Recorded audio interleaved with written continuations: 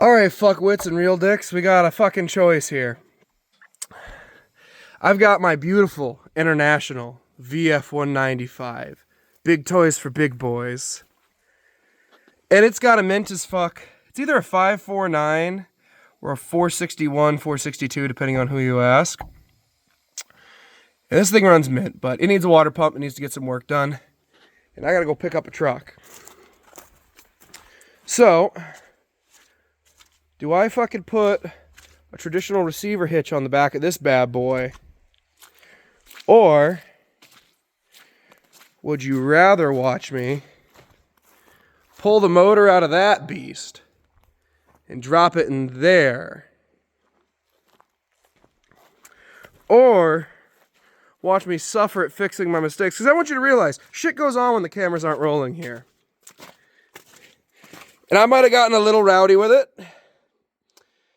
I might have committed crimes. That's only a fucking 1.5 inch thick chunk of forged steel. You know, we like to play here. We like to have fun. Or do I chop that up, get some 1/2 inch plate, weld it up, and fix that, and go pick up a truck with this? I'll let you decide. My big toy for a big boy, the F350, or the R2 running. You got a couple choices here. I'm not putting a starter on this, so the F600's out of the running. And I've been thinking, really thinking, this truck's wheelbase and my big toy for a big boy are actually about the same. And I wouldn't mind just cutting this out. Oh! Cutting this all out, filling that box in, and putting this Holmes 600 wrecker bed on Big Boy. Because really all Big Boy's used for is pulling fucking trucks and shit around. I might as well have a monster of a wrecker bed. And for those of you who are unfamiliar with the older mechanical wreckers, these Holmes, the Holmes 500 and up series are pretty fucking beefy. You got split booms, so you can winch two motherfuckers in opposite directions and pull them together tighter than my asshole in prison. You can go ahead. Oh shit, maybe I shouldn't drop shit. You've got a fucking massive, that's solid. Yes, these slide out, but that's fucking solid. You got a massive solid bar to tow with. And I have to double check myself here, but I believe this has a 32,000 pound lifting capacity. If this had the extension booms, it would be lower when extended, but these are just the normal non-extendo cog. These are the flaccid booms. They don't get big. You know, once you're over 50 years old, it's kind of hard for them to come out anyway. So these are all ready in mint. All it would require is a little bit of cleaning. I got a hoist. Go underneath, because this is welded to the frame rails right about here and right about here. Cut those frame welds. Unbolt, because this is really only bolted here. There's another bolt there. There's bolt back here, back there. And it's hard to see, but it's bolted to a channel that's bolted into the side of the frame. This is another piece of like C-channel that has some bolts that go into the side of the frame. It's all it would take to remove this. So, you know what? No, fuck it. I'm not letting the internet decide. You people are retarded. You're the reason that Hitler did nothing wrong almost became the flavor of a fucking Mountain Dew. So I think this wrecker bed, painted up dark green or black, slapped on the big toy for a big boy, would be fucking mint. And one of these days, I'm honestly debating. I love that original motor. She fucking runs like a clock. The water pump's pissing. I need to rebuild it. But, hold on, let me put the... You know what? There's still fuel in the lines. It should fire up, at least for a second. It's running off of a battery electric fuel pump that I have to manually connect. Come on. Okay, it needs to actually be hooked up. This thing's got over 600,000 miles on the clock.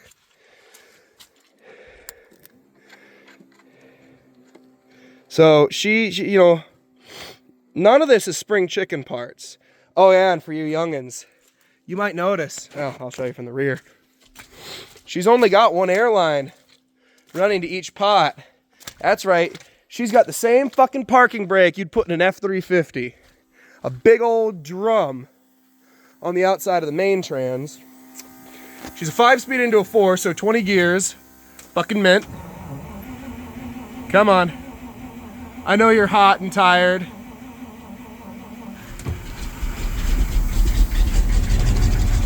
She's alive. I mean, runs like a fucking Swiss watch. And I don't know how old these plugs and wires are. No blow-by. Fucking none. Does not exist.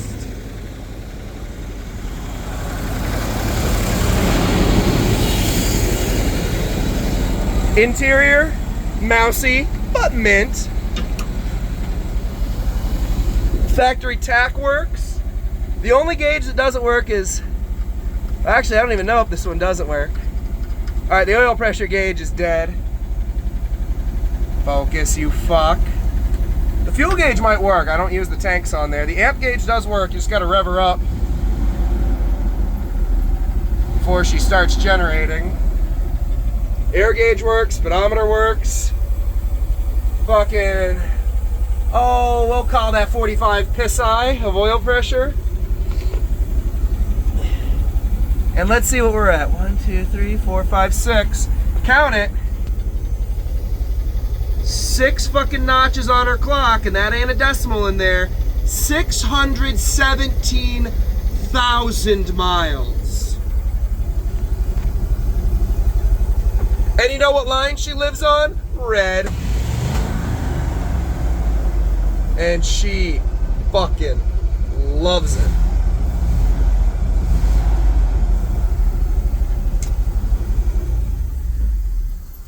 So, I don't know. I kind of want to leave the old gassy beat. Yeah, you can see that water pump leak. She pissing good. That front seal is shot. It's only the original one from 1960. So, do I leave the factory motor in there?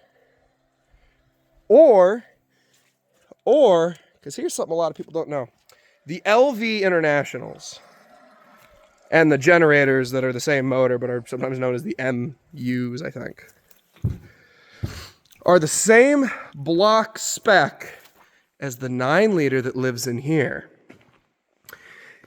If you mouth breathers and shitheads think I should jam a goddamn 9-liter into that truck, turn up the fuel all the way, put some bigger plungers in the pump, and throw a cat fucking turbo on there, let me know, because it is a bolt-in swap on this vehicle.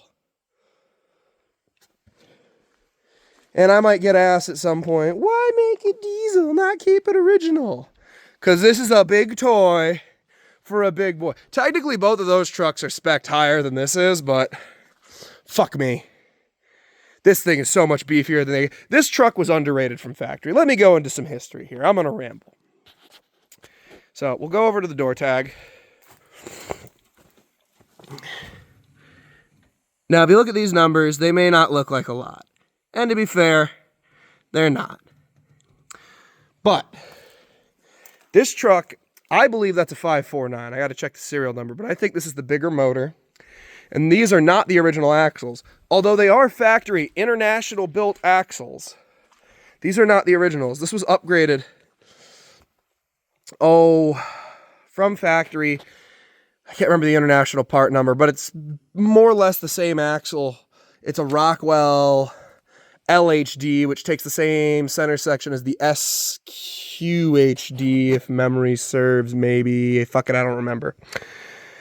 So this is actually a carrying capacity of, I believe, 4,600 pounds, because this has the upgraded 9,000 pound front leaf. And she rides hard. Real fucking hard. That's about 6 inches of leaf spring. There's more leaf spring than I got dick in my pants on this truck.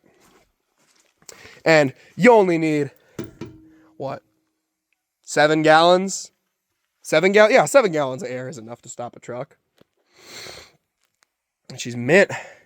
It was a factory air ride seat. Then it wasn't air ride. So I got, if anybody knows a hookup to get those, I'd fucking love to have air ride in this. When I bought it, I drove it home and it kicked ass. This truck has the same air ride and I need to replace the diaphragms in that. They blew on the way home. But let me know what you bastards think. 9 liter to the F350 or 9 liter to the big toy. All right. Plans will be made, mistakes will be made, and fun will be had. The other thing is that truck's done. I swapped the motor in it. I paid money to have the block checked out, and that block's got a crack in it. Right where the, the block heater is. So it runs, but it weeps. It weeps both coolant and oil. And it wasn't too happy when I fucking full sent it. And it leaks a lot more oil now than it should. And cracked the flywheel all the way around. Flywheel is probably my fault, to be honest. But yeah, this one's done. I've made a decision, and I hate to say it.